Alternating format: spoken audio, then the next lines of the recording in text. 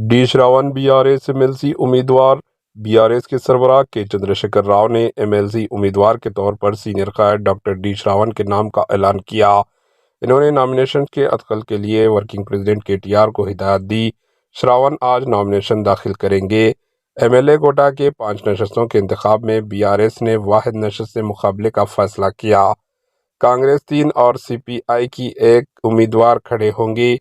तमाम उम्मीदवारों का इंतखाब यकीनी है। बीआरएस की वाहिद नशस्त के लिए कई दावेदार थे, जिसमें मोहम्मद महमूद अली, सतावती राठौड़, वाई मल्लेशम, एस सुभाष रेड्डी और रियाजुल हसन आफंदी की सबकुशी के सबब ये चुनाव हो रहा है।